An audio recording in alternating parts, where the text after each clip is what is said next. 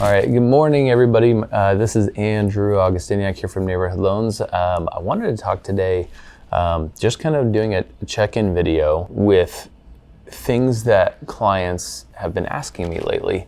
And one, kind of giving you guys a market update. Obviously, rates are still, hovering in that mid to high 6 range on average. But the market is very interesting because you kind of feel this calm before the storm type feeling, and we can even call this video the calm before the storm, of the administration trying to get rates to go down.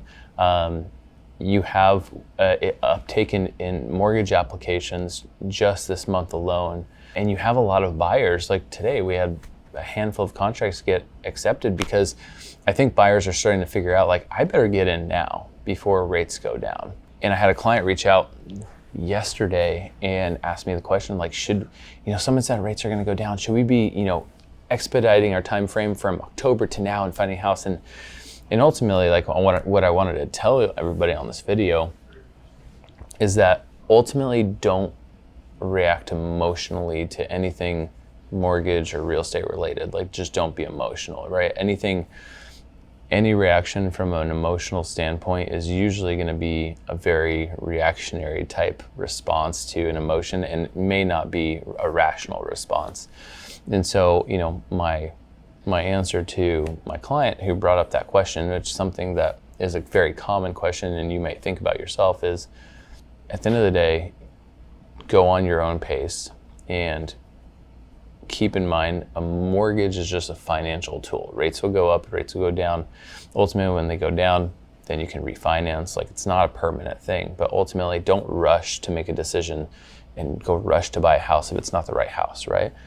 You go on with your pace, how fast you want to go.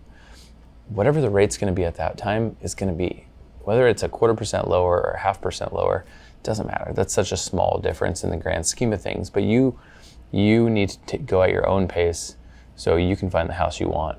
Whatever the rates are at that point, it is what it is. It's just a tool. It's not a permanent tool. You can refinance in the future. So with that being said, go at your own pace. If you're in the market, don't rush. Don't freak out. Just do what you're doing. But keep in the back of your mind that, yes, once rates go down, you're going to see a flood of people back into the market.